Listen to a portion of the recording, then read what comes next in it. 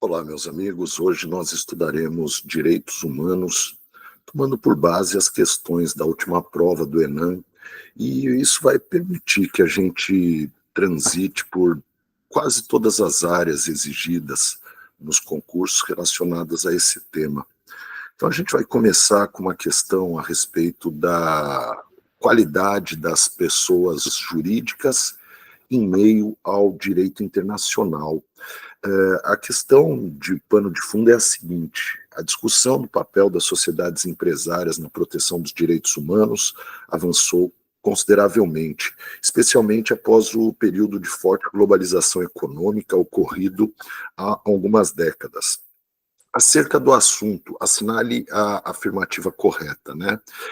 Bom, senhores, essa é uma questão que vai tratar um pouco de personalidade de direito internacional, quem são os sujeitos de direito internacional público, e essa é uma questão que envolve diversas controvérsias, a depender do enfoque, né?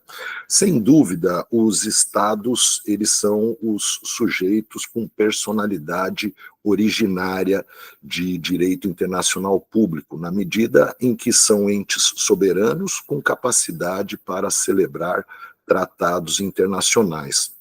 Não apenas os estados, mas também a Santa Sé, né, inclui-se nesse conceito de pessoas jurídicas de direito público internacional com capacidade originária, mas também as organizações internacionais. As organizações internacionais também possuem aptidão para firmarem tratados de direito internacional e assim serem sujeitos de direitos e deveres na ordem internacional, são sindicáveis no sentido de que podem ser processadas, né?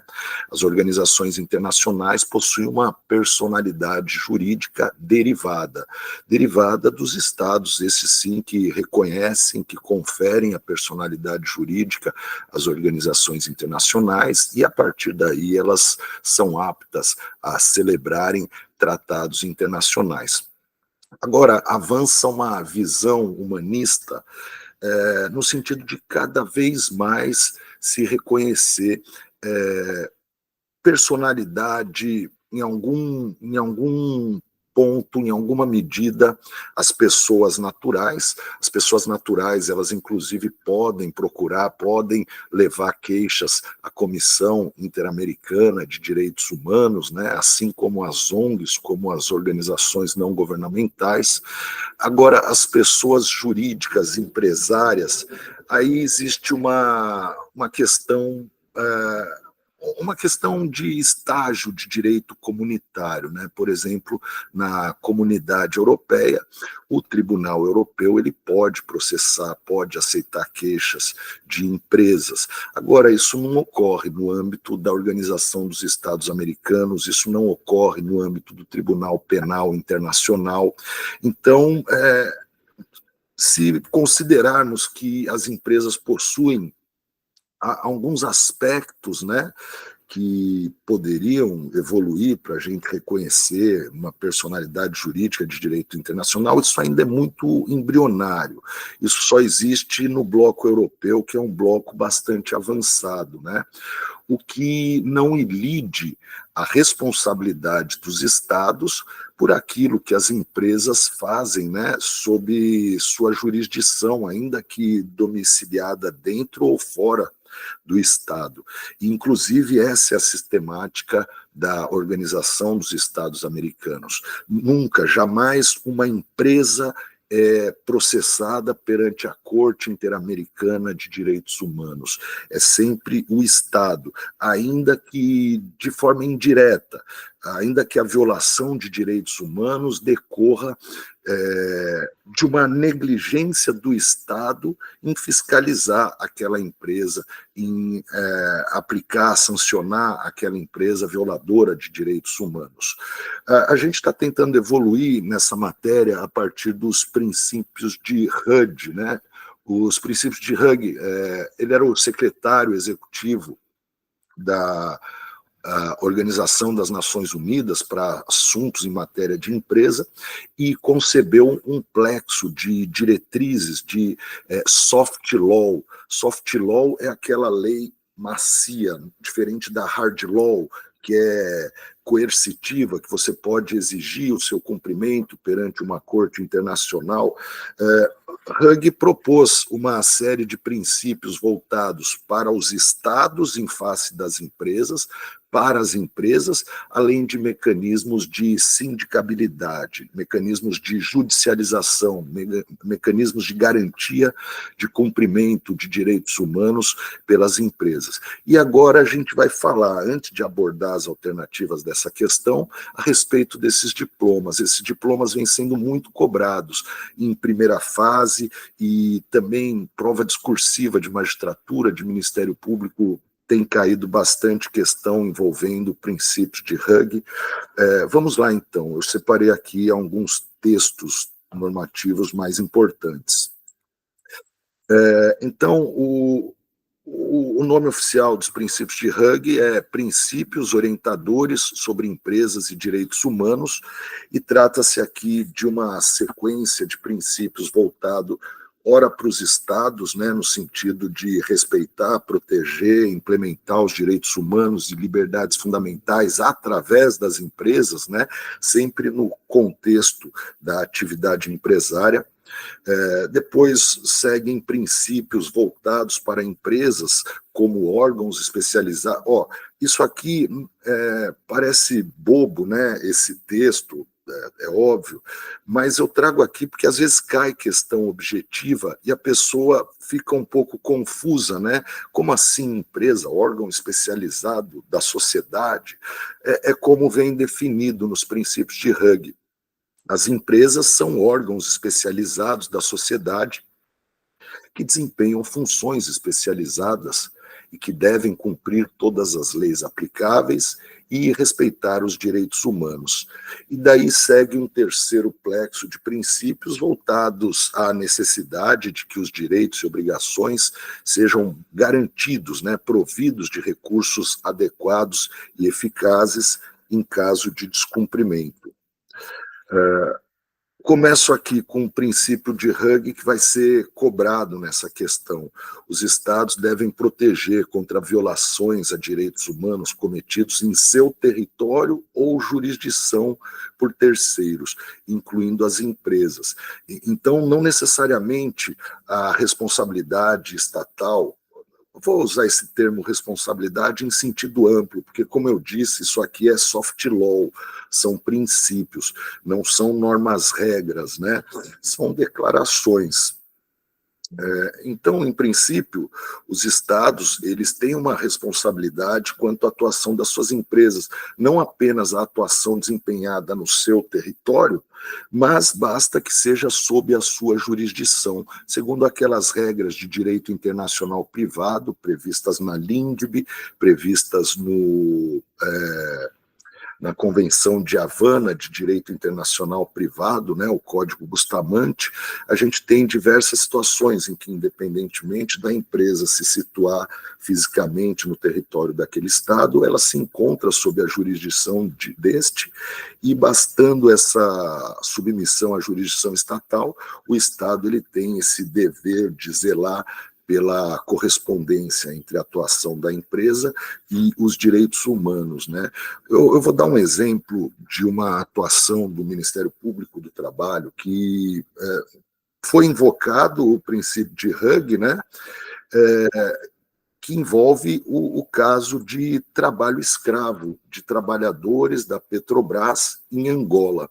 Foi uma atuação ministerial, uma ação civil pública ajuizada, e que levou em consideração esse princípio de Hug. Então, os estados devem, que é indiferente à questão territorial, os estados devem adotar medidas adequadas para prevenir, investigar, punir e reparar essas violações por meio de políticas públicas adequadas, normas, regulamentação e apreciação judicial. Relevem, por favor, às vezes eu vejo aqui um desfoque na minha imagem, foco no conteúdo. Eu estou gravando essa aula de Londres, eu fechei aqui a janela, aqui atrás está bem a Piccadilly Circus, barulheira, iluminação e tudo mais, e a internet ela está oscilando. Mas vamos lá, foco no nosso conteúdo. Bom, e os estados devem estabelecer claramente a expectativa de que todas as empresas domiciliadas em seu território ou sob sua jurisdição respeitem os direitos humanos em todas as suas atividades e operações. A gente vai frisar sempre esse dualismo, atividade e operação, porque esse dualismo, quando menciona operação, a gente tem aqui a porta de entrada para a aplicação das teorias sobre responsabilização em cadeia produtiva por graves déficits de direitos humanos verificados nessa cadeia. Responsabilidade em cadeia produtiva por intercorrências de déficits de direitos humanos, por externalidades negativas relacionadas a direitos humanos. E a construção parte dessa ideia. Não é o suficiente o respeito na própria atividade diretamente, também nas operações deve-se buscar o zelo, a devida diligência em matéria de direitos humanos. Bom, eu trago aqui também um princípio 7, ele pode ser interessante, porque ele também foi invocado já numa atuação do Ministério Público, embora a atuação do Ministério Público não se voltasse, nesse caso, contra a Alemanha, mas tratava-se de uma ação civil pública por abusos cometidos pela Volkswagen durante a época da ditadura. Ela fiscalizou a atuação política, né, dos seus empregados. O Ministério Público entrou recentemente com essa ação civil pública, veio a lume a tese da imprescritibilidade de pretensões relacionadas a trabalho escravo, relacionados à tortura, né? E a gente teve, então, essa invocação no sentido de que abusos são mais propícios a serem cometidos durante situações de conflito, em contextos de crises institucionais. Considerando que o risco de graves violações a direitos humanos é maior em zonas afetadas por conflitos, né? Os estados devem assegurar que as empresas que operam nesses contextos não estejam envolvidas em abusos dessa natureza, adotando, entre outras, as seguintes medidas: colaborar o quanto antes com as empresas para ajudá-la a identificar, prevenir, mitigar o risco de suas atividades, prestar assistência adequada para as empresas a fim de avaliar e tratar os principais riscos de violações, com atenção especial à violação de gênero e à violência sexual. E daí aqui um princípio que já está positivado por diversas normas, né? No Brasil, empresas envolvidas com exploração infantil, com trabalho escravo, elas não podem firmar contrato com a administração pública, elas são desclassificadas em licitações, elas têm, a gente chama isso de isolamento econômico, né? Elas não têm acesso a créditos do BNDES, negar acesso a serviços e recursos públicos a qualquer empresa envolvida em graves violações a direitos humanos e que se recuse a cooperar para resolver a situação e assegurar que suas políticas, leis, regulamentos, medidas vigentes sejam eficazes para diminuir o risco de envolvimento das empresas em graves violações de direitos humanos. O Brasil, ele, por construção jurisprudencial, né, ele tem uma atuação bastante destacada em matéria de responsabilidade em cadeia produtiva por intercorrências de trabalho escravo. Ou seja, quando fala política, tem a ver com essa atuação também, né? E não estritamente com aquilo que está na lei. A lei a gente acaba tendo que construir muitas teorias com base nelas, né? Mas a gente, pela política, pelas medidas coercitivas que são aplicadas, o Brasil vem tentando se desincumbir aqui desse encargo, né? De assegurar efetividade na observância de direitos humanos pelas empresas. As empresas devem respeitar os direitos humanos. Daí eu já estou indo para os princípios envolvendo as empresas, princípio 11.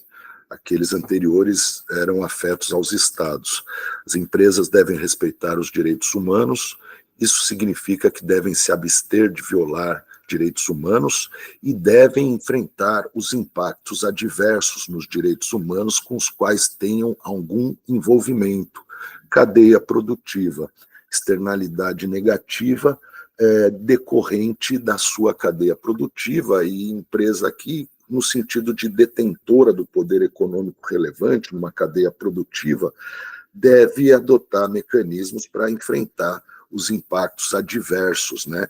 E daí uma das bases para o Ministério Público do Trabalho, para a Justiça do Trabalho, virem aplicando uma teoria objetiva sobre responsabilidade em cadeia produtiva por intercorrências de trabalho escravo, de tráfico de pessoas, de servidão sexual e até mesmo trabalho infantil. A responsabilidade das empresas de respeitar os direitos humanos refere-se aos direitos humanos internacionalmente reconhecidos, entendidos, no mínimo, como aqueles expressos na Carta Internacional de Direitos Humanos, além dos princípios de direitos fundamentais estabelecidos na Declaração da OIT sobre os princípios e direitos fundamentais no trabalho. Vamos nos ater aqui a essa lâmina, ela tem bastante coisa importante em termos conceituais, tá? Em primeiro lugar, ela ressalta a diferença entre direitos humanos e direitos fundamentais. Direitos fundamentais, em sentido material, em sentido substancial, são aqueles direitos umbilicalmente jungidos à consecução da dignidade da pessoa humana. Então, a definição de direitos fundamentais em sentido material é essa. São aqueles direitos umbilicalmente relacionados, intimamente jungidos à consecução da dignidade da pessoa humana. Agora, em sentido formal, a nossa Constituição, autores como Ingo Wolfgang Sarlet, José Cláudio Monteiro de Brito Filho, salientam que direitos fundamentais são aqueles direitos inerentes à condição humana, positivados internamente, revelados pela ordem jurídica interna, ao passo que direitos humanos são esses direitos atrelados à dignidade da pessoa humana, esses direitos decorrentes da tão só condição humana, positivados no plano internacional, reconhecidos expressamente no direito internacional. Essa distinção pelo critério formal entre direitos humanos e direitos fundamentais está presente na Constituição Federal, quando a Constituição Federal, no artigo 5º, se reporta a direitos decorrentes da condição humana, consta ali no título dos direitos e garantias fundamentais, ao passo que no artigo 4º, quando fala de direitos decorrentes da condição humana, positivados em tratados internacionais, traz ali a menção de respeito aos direitos humanos internacionalmente reconhecidos.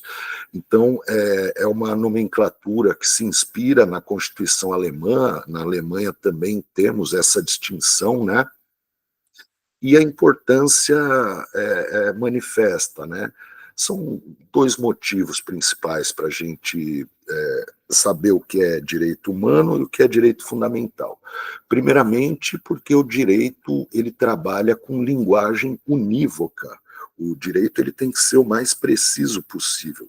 Então é importante que cada coisa tenha um nome e isso se reporte a um objeto distinto, né? Quando eu falar direitos humanos, portanto, eu estou me referindo aos direitos inerentes à condição humana positivados no âmbito internacional. Quando eu disser direitos fundamentais, vocês já vão entender que eu estou me referindo a direitos decorrentes da condição humana plasmados nacionalmente. Mas a segunda importância é que outra importância dessa distinção de nomenclatura, e na prática a importância mais importante, é que quando você atribui nomenclaturas distintas, você cria referências de comparação. Para você pegar, por exemplo, uma área como liberdade sindical e dizer assim, olha, os direitos humanos estão mais evoluídos do que os direitos fundamentais em matéria de liberdade sindical, porque no direito internacional a gente tem ali o reconhecimento da pluralidade sindical, da liberdade de enquadramento de trabalhador e entre outras liberdades que o nosso direito não franquia, em razão da unicidade sindical, do enquadramento compulsório por categoria, em razão do poder normativo da justiça do trabalho.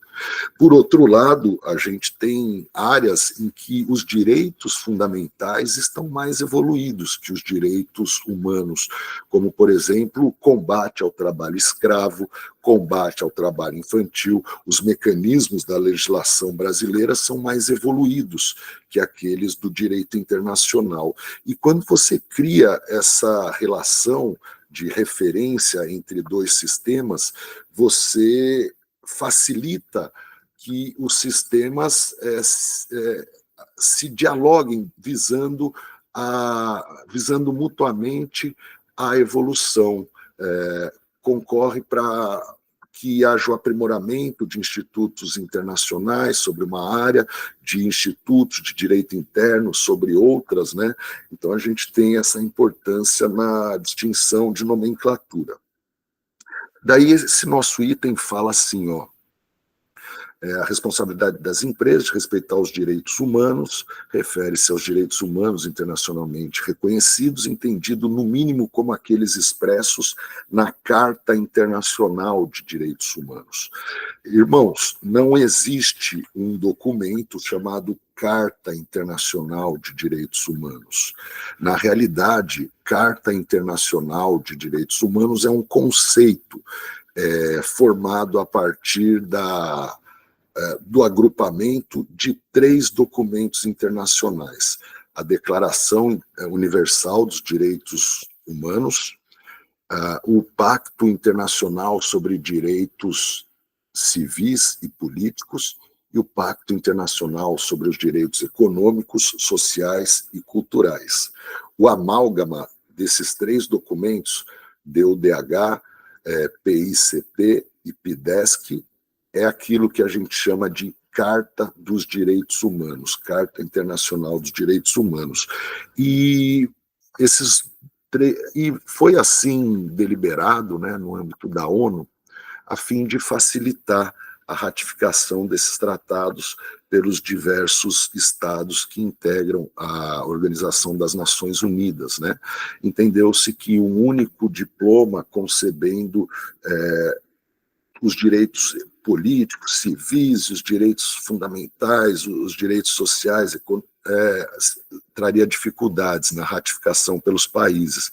Então, eles foram pensados dessa maneira e a gente tem, portanto, 3 tratados que convergem para esse conceito de Carta Internacional de Direitos Humanos.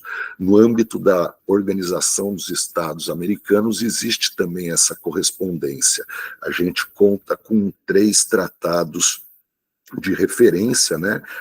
Assim como existe a Declaração Universal dos Direitos Humanos, existe a Declaração Americana dos Direitos Humanos, assim como existe o Pacto Internacional sobre Direitos Civis e Políticos, existe a Convenção Americana de Direitos Humanos, que, apesar de disciplinar também o próprio funcionamento orgânico da OEA, também trata de direitos políticos e direitos civis. E tal qual existe o PIDESC, o Pacto Internacional sobre Direitos Econômicos, Sociais e Culturais, existe o Protocolo de San Salvador, que no âmbito da OEA é quase que uma repetição do PIDESC. E daí também tem aqui a menção, a observância dos princípios fundamentais do trabalho estabelecidos pela OIT. Aqui existe alguma margem de dúvida, porque, na verdade, existem duas declarações da OIT, a meu ver, que se enquadram nesse conceito aqui. Primeiro é o anexo da Constituição da Organização Internacional do Trabalho. O anexo da Constituição da OIT, ele trata de princípios e direitos fundamentais no trabalho, inicia dizendo que o trabalho não é mercadoria, então você deve evitar o tratamento do trabalho como simples mercadoria, né? Por isso a inviabilidade da mera intermediação de mão de obra, exceto em situações excepcionais, como na do trabalho temporário, né? Mas também a gente pode colocar aqui a Declaração de 1998 da OIT sobre os princípios fundamentais do trabalho, que foi emendada em 2023 ou 24, agora não tenho certeza, de sorte que a gente tem atualmente 5 princípios fundamentais do direito do trabalho, né? A erradicação do trabalho forçado ou obrigatório, que é o trabalho escravo, a liberdade sindical e a valorização das negociações coletivas, a erradicação do trabalho infantil e a erradicação, o combate à discriminação nas relações laborais e, finalmente, as condições sadias e seguras de trabalho. Esse que veio emendado, foi acrescentado ao rol da Declaração de 1998 da OIT sobre princípios fundamentais do trabalho, foi acrescentado em 2023, se não me falha a memória. Então, liberdade sindical, trabalho escravo, discriminação, trabalho infantil e meio ambiente do trabalho. A gente já falou em outras aulas sobre isso, né? Sobre essa declaração fundamental, e ela retrata uma busca da OIT por se manter relevante. Quando a gente estuda as fases do direito do trabalho, tradicionalmente os autores começam mencionando a fase das manifestações esparsas, pontuais, né, como a lei de Peel, o Peel's Act, né, que proibia trabalho infantil em minas de subsolo sob jornadas exaustivas.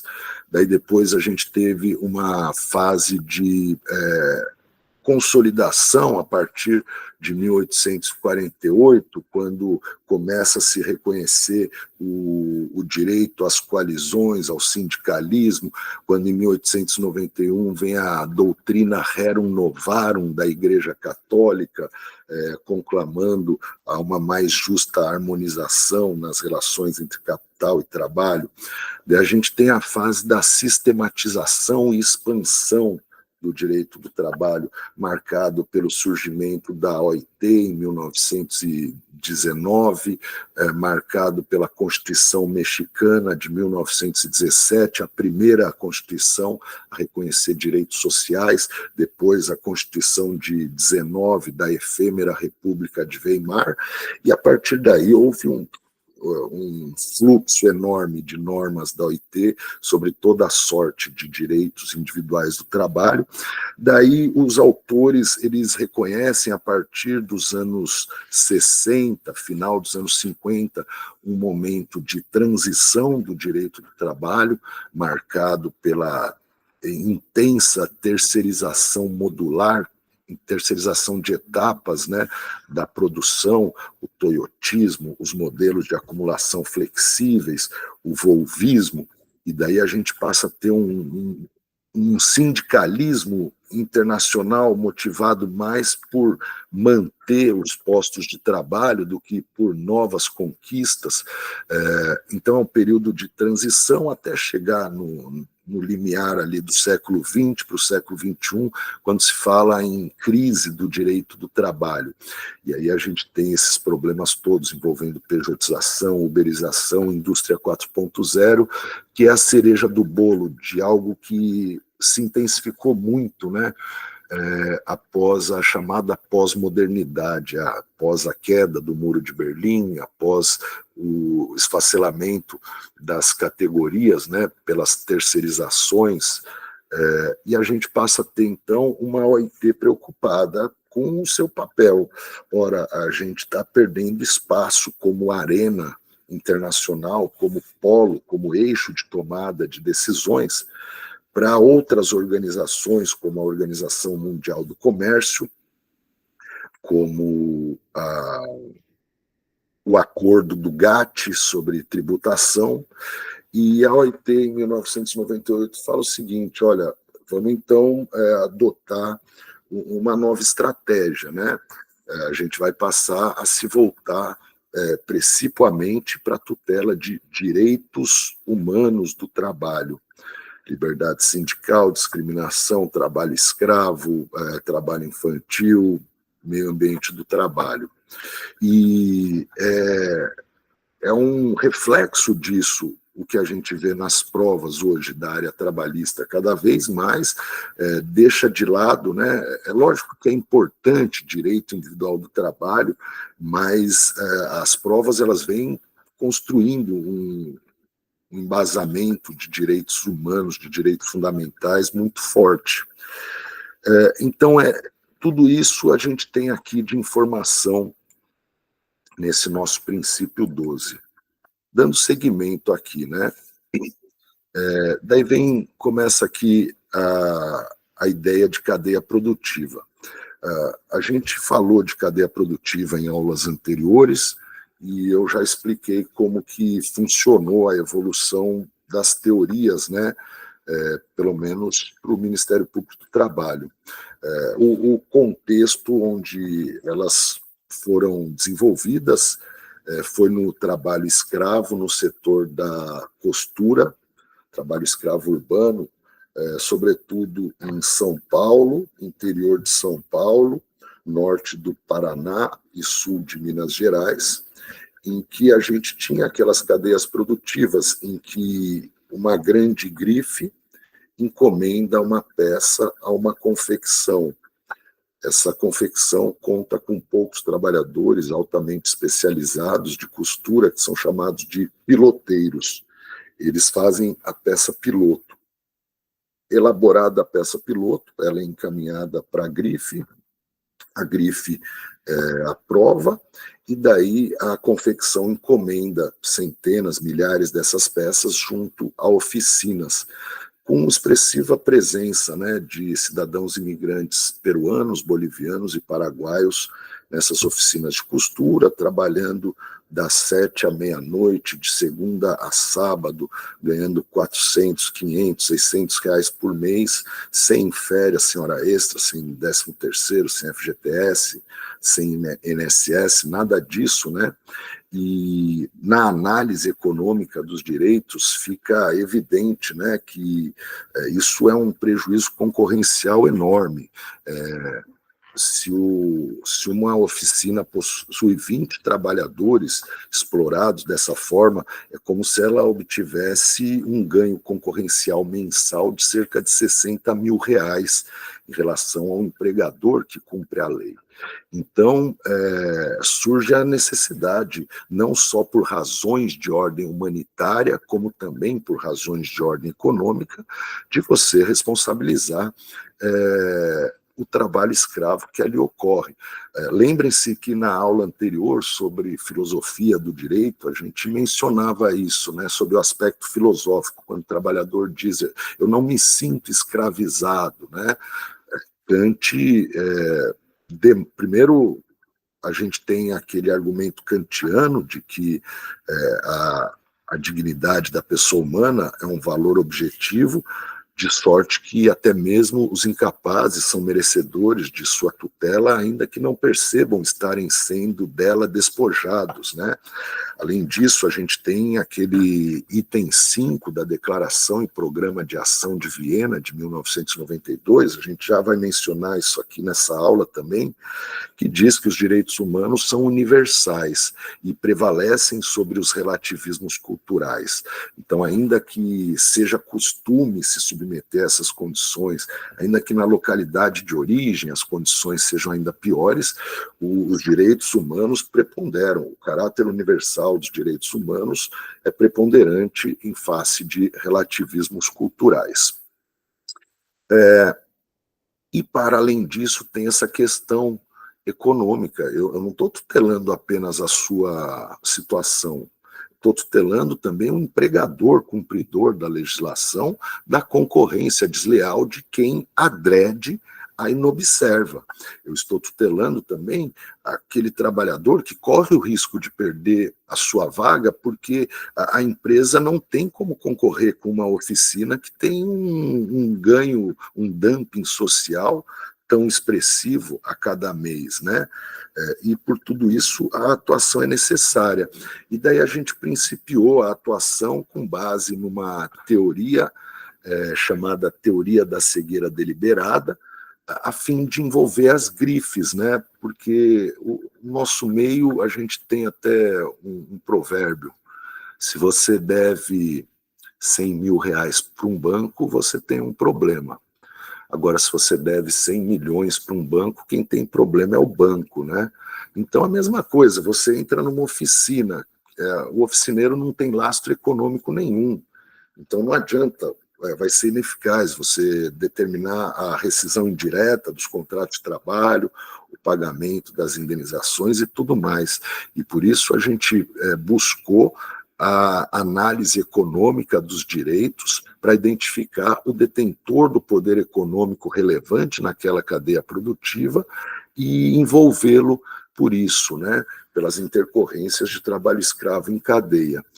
Notem que, quando eu falo análise econômica dos direitos, o mérito das teorias econômicas, né, de Richard Posner, os juristas de Chicago, é justamente que não cai naquela armadilha da moral, de apontar o dedo, olha, você...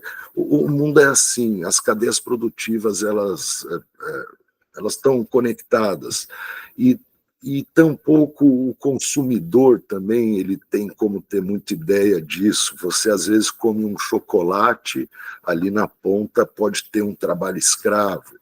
É muito difícil de controlar. Então, a teoria econômica, ela é seca, né? Ela despe esse exame moral. E ela é importante por isso, porque, a rigor, o problema dessa cadeia não está no preço praticado entre a grife e a confecção. Se uma peça custa, digamos, R$500 no shopping, a grife paga R$60 para a confecção. Não é um preço impraticável, não é um preço inexequível, não tem dumping social nesse preço. Agora, o problema é nessa virada da confecção para a oficina, que daí a confecção oferece R$6, R$5, e tampouco o oficineiro tem muita opção, porque se ele recusar, ok, a confecção procura e vai ter quem aceite. E daí a confecção, a oficina paga 1/3 desse valor, vai pagar R$2, R$1, R$1,50 para o costureiro. Então, a gente tem que envolver a grife, mas a gente não está aqui tratando necessariamente de uma questão moral, a gente está tratando de uma questão econômica. E a gente começou com essa teoria da cegueira deliberada, é uma teoria inspirada no direito penal norte-americano, onde também recebe o nome de teoria do avestruz, para se referir ao hábito do avestruz de enfiar a cabeça num buraco na terra, né? Como se estivesse se escondendo para não enxergar o que vê à sua volta. Na verdade, descobriram que parece que o avestruz tem outras funções, essa enfiada da cabeça na terra, né? É para ouvir. Enfim, e é uma teoria que vem do direito criminal, onde existem aqueles crimes chamados de crimes coligados. Crimes coligados são crimes que pressupõem um delito anterior chamado de crime prodrômico. Por exemplo, a receptação é um crime que deriva, é um crime coligado, deriva de um crime prodrômico anterior, como o crime de furto, de roubo, de contrabando, escaminho, o crime de lavagem de dinheiro ele conta com um crime prodrômico de corrupção, de tráfico de drogas, ainda que seja punido de forma independente, né? E daí essa teoria se prestava, porque era muito comum nesse tipo de delito, né? Ora, eu não sabia da origem ilícita do bem. E daí a teoria da cegueira deliberada, ela vai indagar, você não pediu nota fiscal, você não percebeu que você estava pagando 10 vezes menos pelo produto que você comprou. Então, a teoria da cegueira deliberada, ela procura responsabilizar o sujeito que é omisso num dever objetivo de agir, num dever objetivo de cautela, que razoavelmente se espera do chamado homem médio, né, o bonus pater familias. E a gente começou com essa teoria, né, mas com o tempo as empresas passaram a implementar auditorias, elas passaram a melhorar o seu compliance, né? E daí se tornou insuficiente, porque, em última análise, a teoria da cegueira deliberada é uma teoria embasada na teoria da culpa sobre responsabilidade civil.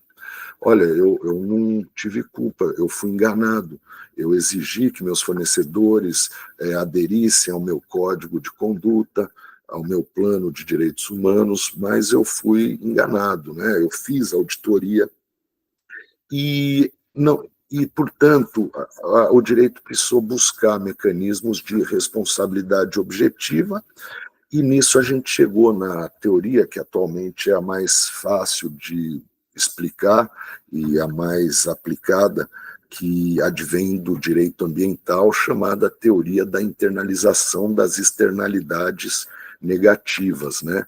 Segundo a qual está totalmente embasada na legislação ambiental, na Lei da Política Nacional do Meio Ambiente, também está embasada num princípio da Declaração do Rio de Janeiro de 1992, que fala que os estados procurarão a internalização das externalidades negativas, se não me falha a memória, é o princípio 17 da Declaração do Rio, e parte da seguinte ideia, né? Quando eu penso em meio ambiente, na sua dimensão socio-artificial, urbana, né?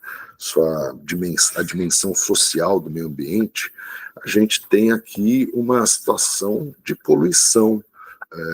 Poluição é a degradação das condições sociais do ambiente também, e poluidor, segundo a Lei da Política Nacional do Meio Ambiente, está lá no seu artigo 3º, é aquele cuja atividade direta ou indiretamente acarreta uma degradação ambiental. E, nesses casos, o parágrafo 1º do artigo 14 da Lei da Política Nacional do Meio Ambiente prescreve a responsabilidade objetiva, né?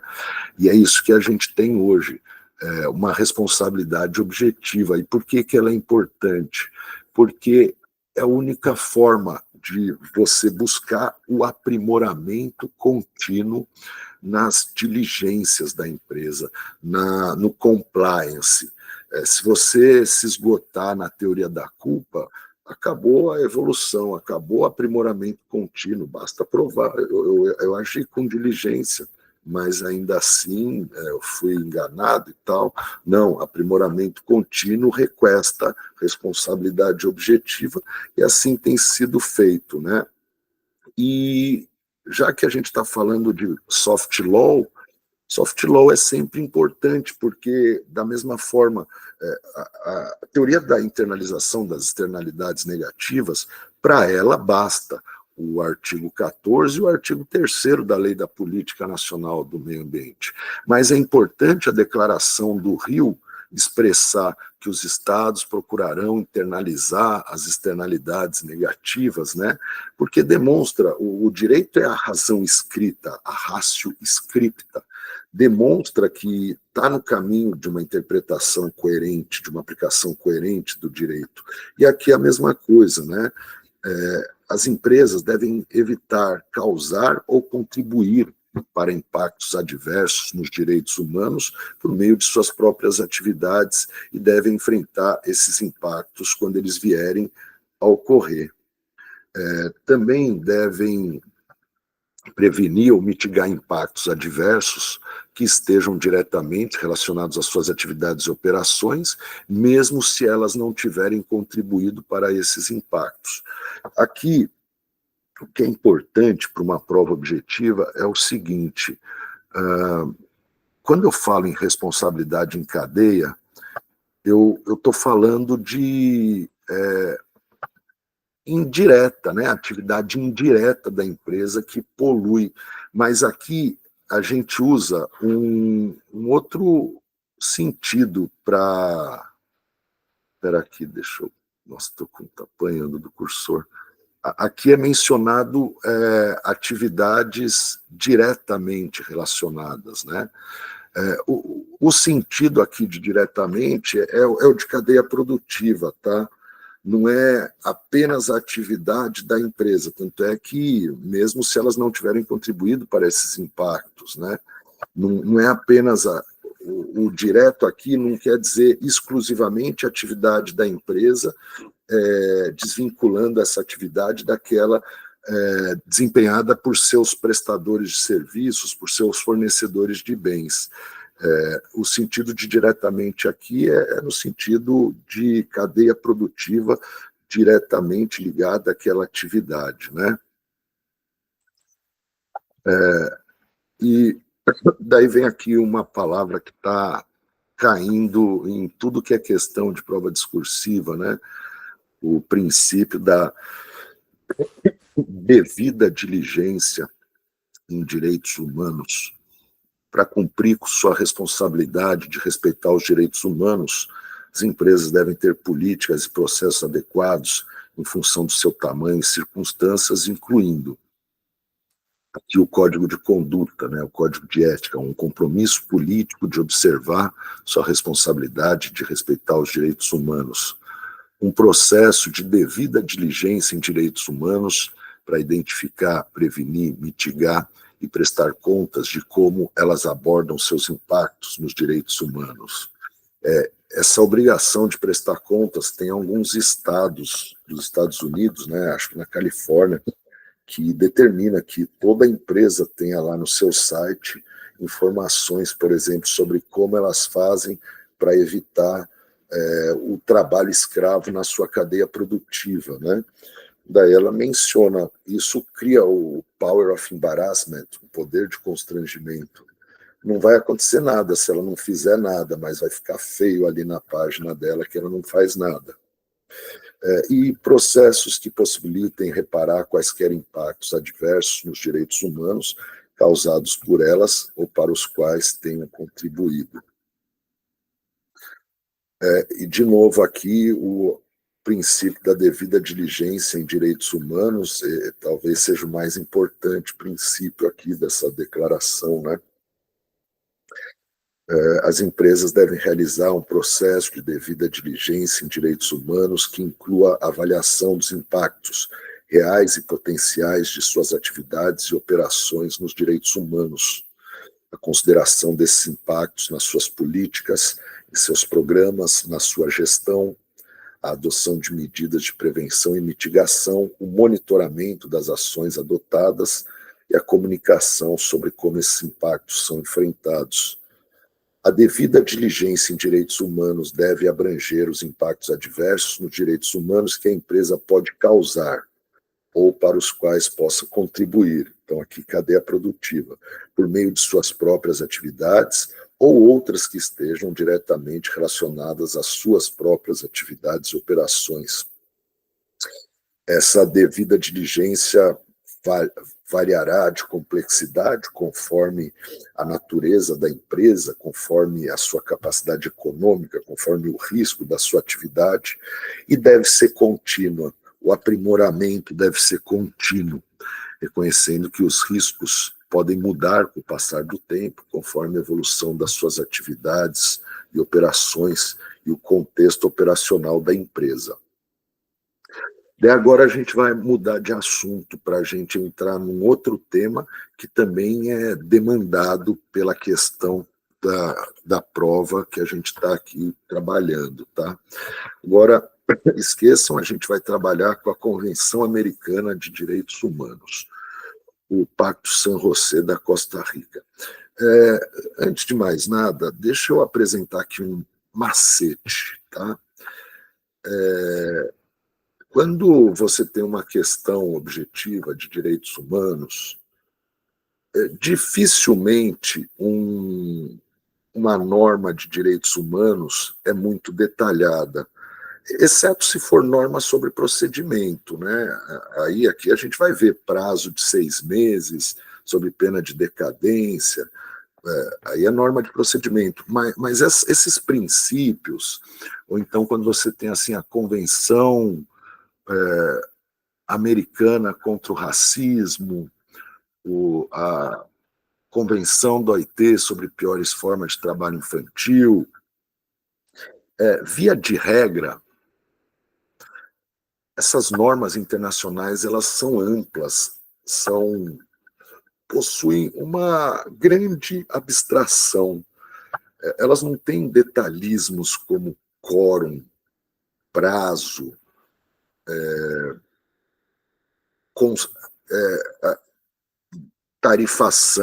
tarifamento de multa, de sanção.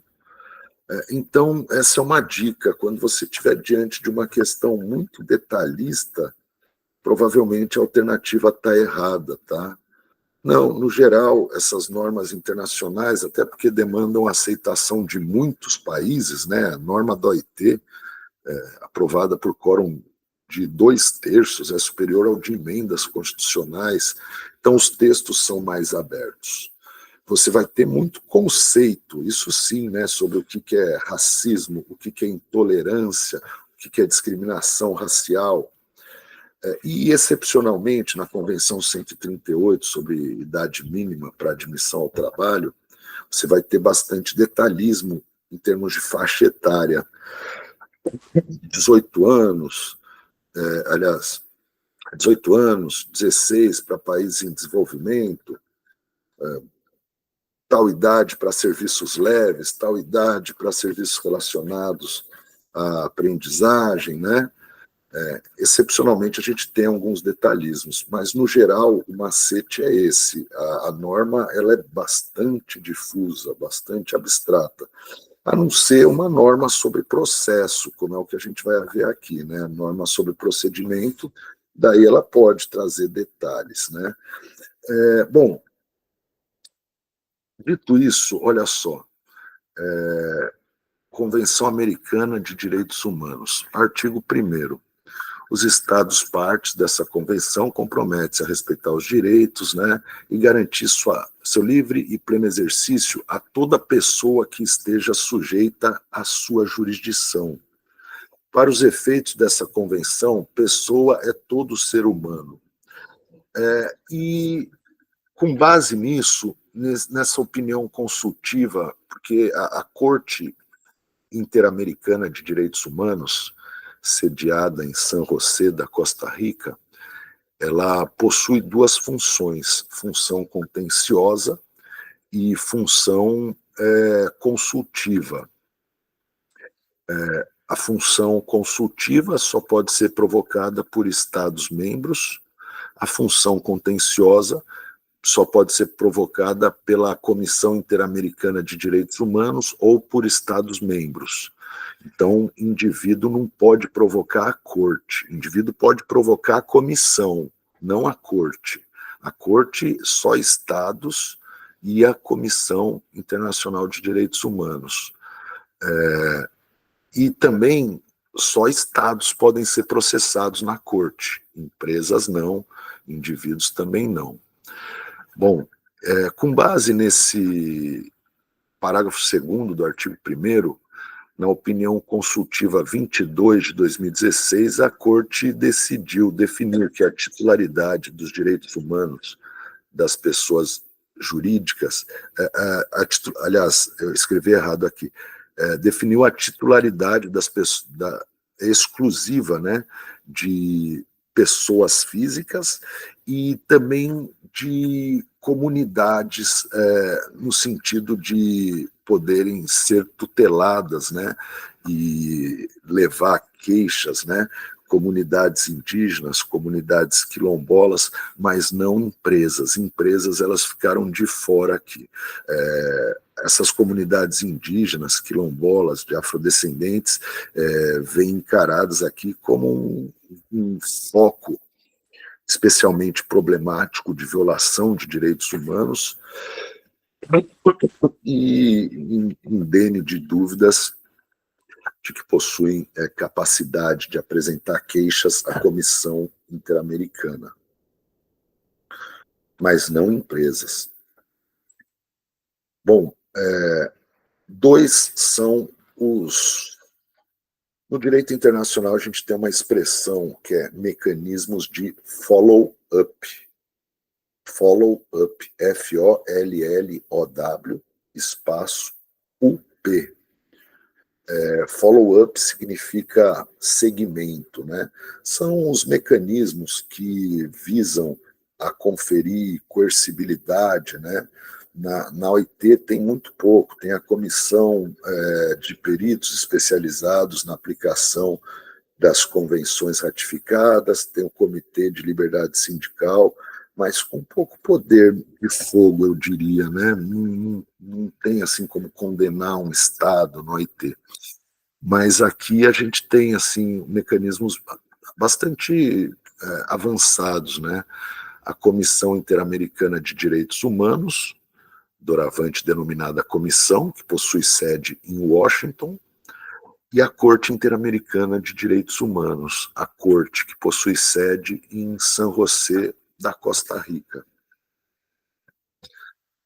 O artigo 44 menciona qualquer pessoa ou grupo de pessoas ou entidade não governamental legalmente reconhecida em um ou mais Estados-membros da organização pode apresentar à comissão petições que contenham denúncias ou queixas de violações, não só, daí depois veio o precedente, né, da OIT, da OEA, qualquer denúncia ou queixa de violação não apenas à Convenção Americana de Direitos Humanos, como também ao Protocolo de San Salvador e à Declaração Americana dos Direitos Humanos. Então, a legitimidade de provocar a comissão é de qualquer pessoa, grupo de pessoas ou entidades não governamental. Então, aqui não tem empresa e também não tem Ministério Público. Mas eu já vi o Ministério Público do Trabalho ser um coautor de uma queixa junto com organizações não governamentais, especialmente uma organização chamada CEGIL, C-E-J-I-L, significa mais ou menos Centro Especializado em Aplicação de Justiça e Direitos Humanos, algo assim. É uma ONG que sempre processa, sempre leva queixas contra o Brasil à Comissão Interamericana, né? E então são esses os legitimados: qualquer pessoa, grupo de pessoa ou entidade não governamental. E as condições formais de procedibilidade da queixa são as seguintes: que hajam sido interpostos e esgotados os recursos de jurisdição interna, de acordo com os princípios de direito internacional geralmente reconhecidos. Trata-se do princípio da subsidiariedade dos direitos humanos, né? Das cortes internacionais. São subsidiárias às jurisdições internas. Daí vem o prazo decadencial, que seja apresentada dentro de 6 meses da data em que o presumido prejudicado em seus direitos tenha sido notificado da decisão definitiva, decadência. E o terceiro requisito aqui, inexistência de litispendência internacional, que a matéria não esteja pendente de outro processo de solução internacional. E daí depois menciona aqui que a petição contenha nome, nacionalidade, profissão, domicílio, assinatura da pessoa, ou pessoas, ou representante legal que submeter a petição. Então a gente tem esses requisitos formais, sendo que esses requisitos A e B, eles são temperados, eles são relativizados pelo parágrafo 2º do artigo 46. Eles não se aplicam se o sistema de jurisdição interna for ineficiente, for ineficaz no país, né? As disposições de prazo de 6 meses, esgotamento de jurisdição e recurso interno, não se aplicarão quando não existir na legislação interna do Estado de que se tratar o devido processo legal para a proteção do direito ou direitos que se alegue tenham sido violados.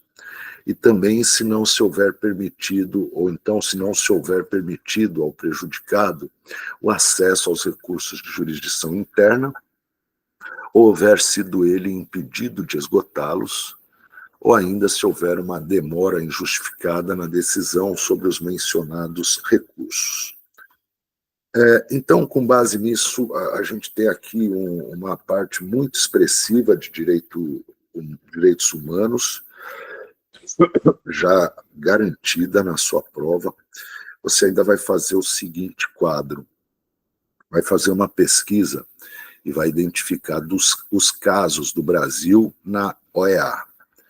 Por exemplo, caso Fazenda Brasil Verde, caso Fazenda Espírito Santo, caso Gomes Lund, caso Maria da Penha. Então você faz ali uma busca, pelo menos 10 a 15 casos, coloca do lado qual que é a matéria principal, né? Escuta do Movimento Sem Terra, Guerrilha do Araguaia, trabalho escravo, e daí coloca numa terceira coluna, foi condenado pela OEA, firmou acordo perante a comissão, acatou uma recomendação da comissão, ou seja, como foi o desfecho do caso, tá? Isso tem sido muito cobrado. No MPT, sempre. No ENAM, tem caído também. Na magistratura do trabalho também. Algum caso importante, tá? Então, vamos lá para a questão. Admite-se hoje na Corte Interamericana as sociedades empresárias? Não. Com pessoas jurídicas sujeitas a terem seus direitos violados, portanto merecedores. Não, não, não. Nada a ver. Empresa, você só vai ter acesso internacional de empresa nos tribunais da Comunidade Europeia, que é um bloco bastante avançado de integração, estágio bastante evoluído de integração transestatal. B. Os princípios orientadores sobre empresas de direitos humanos da ONU são um importante instrumento de hard law. Não, é soft law. Daí aqui a C. Por considerar que comunidades afrodescendentes e povos indígenas são particularmente afetados pela indústria extrativista, a Comissão Interamericana de Direitos Humanos emitiu um informe específico tratando desse tema. Essa questão, a menos que você seja um especialista, né, você não tem como saber que foi emitido um informe específico, você não acompanha todos os passos da OEA. Mas é aquela história, como fazer uma prova. As outras alternativas você já exclui, ou vai ver que estão mais inverossímeis do que essa, né? E acaba, portanto, muita coisa a gente resolve dessa maneira.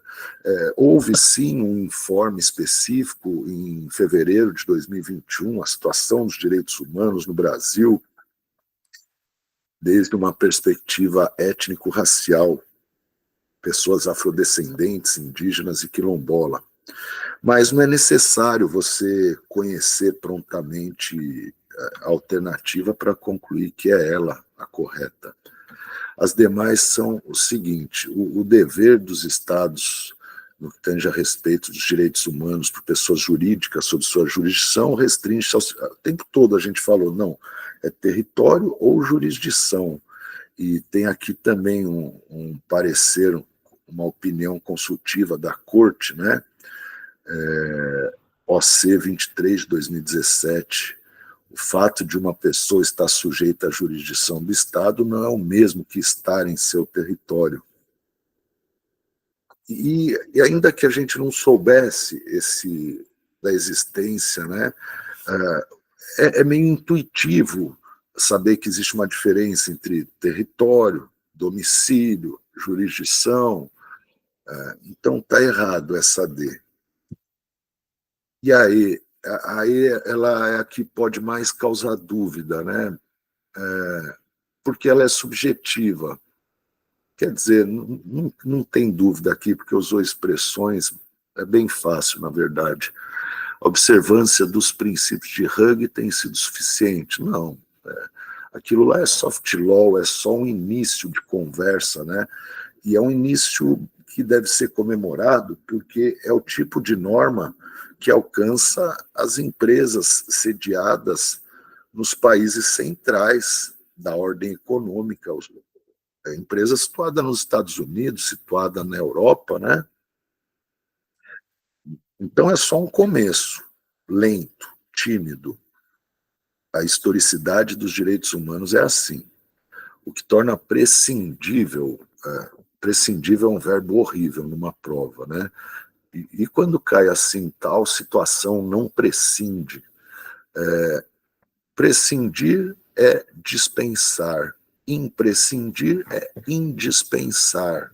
Não prescindir é o mesmo que imprescindir, que é não dispensar. Então, torna dispensável a formalização de tratados.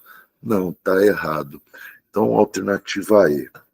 Irmãos, a gente vai prosseguir, mas eu vou fazer aqui uma pausa, porque eu estou com uma internet bastante oscilante, né?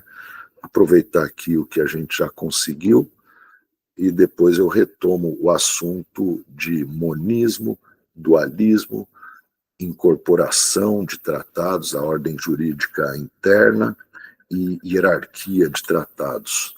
Até logo, meus amigos.